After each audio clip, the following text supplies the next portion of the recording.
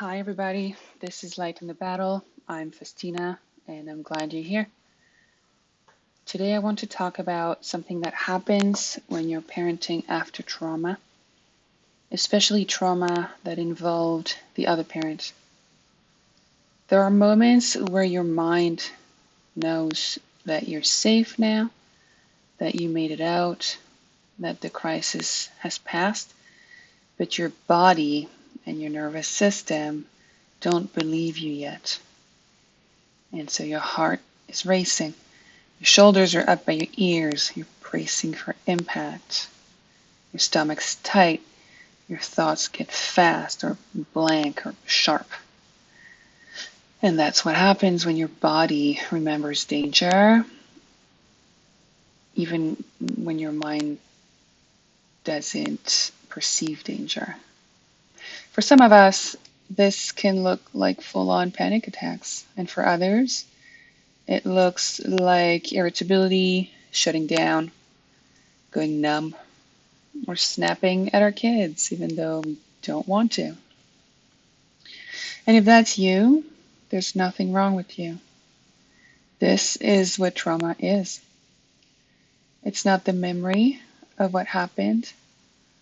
It's the way your nervous system learned to survive it and what it has encoded and is still carrying today, months or years after the facts. Some of us have survived years of unpredictability, manipulation, broken promises, sudden emotional explosions, threats, legal uncertainty, legal violence, and just the constant fear of something terrible happening. And your nervous system, through all of that, did exactly what it was designed to do. It has kept you alive by making you hypersensitive, by triggering protection behaviors, things like that, which we're going to have to learn to let go. So now your work is not to stop overreacting or calm down, think positive. Those will just make the body panic more. They make no sense to a body that has experienced trauma. Your work now is to reteach your nervous system what safety feels like, what it feels like. So not in theory, not intellectualizing it, but in sensation in your body. Trauma is in your body. We're going to have to teach the body what safety feels like. So here's a practice you can use in real time when you feel your body going into panic mode, especially while your child still needs you. Step one, I like to name it quietly, internally. Okay, what's happening right now is my survival system. It believes that something threatening is happening right now, but nothing is happening right now. So you're not shaming yourself, you're orienting yourself in time between today, like right now, the present moment, and what has happened in the past, which you may be ruminating over in your mind. So you've oriented yourself in time. Step two, you're going to want to orient to the room. You're going to want to look at 3 things you can see. Try to feel 2 things you can touch. And listen for 1 thing that you can hear. And this is because the research has shown that your brain can only be either in survival mode or in sensory mode. It cannot do both. So if your brain is starting to flip out and go into survival mode, you want to force it into sensory mode, and that way you're forcing it away from survival mode by using your senses. This is why everybody and their dog is talking about grounding yourself and using your senses. That's why you do it. It forces your brain away, out of survival mode, and into perceiving the senses and being in your body and being in the present moment. That's really where you want to live, in the present moment.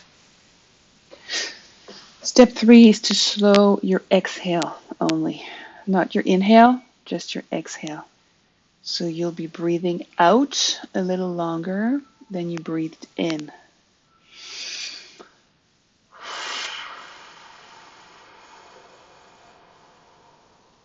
Okay, a lot longer than you breathed in. And that signals we are not actually being chased right now by a saber-toothed tiger. The opposite of that breath is the short breath, the one that is high in the body, high in the rib cage. That short survival breath, which is, helpful when you are being chased or you are faced with what your body perceives to be imminent danger. Yes, that breath is useful, but it's not supposed to be the default breath. You can't be chronically breathing up high and short. You have to be mindful to breathe long and deep as often as you can. Step 4 is micro-compassion. So you'll be telling yourself, I'm doing my best while healing something I did not choose. I did not sign up for this. So you say it even if you don't feel it. Your nervous system will feel the tone, and it will start to believe you over time if you keep doing that over and over. This is something that I've been through. These are the steps that I used, and it works. And we will talk about other types of therapy, the specific types of trauma therapy later on in this podcast. But these few steps I just gave you, I have heavily relied upon, and they work. So here's the part I want to say gently but very clearly. You do not need, nobody needs to be fully healed to be a good mother. If that was the case, we would have approximately 0 good mothers on this planet. Everybody's got stuff going on. Not everybody survived what we've survived. Not everybody's got the level of trauma that we carry or have carried. Okay. But everybody's got their stuff going on. So thank God we don't need to be fully healed to be good mothers.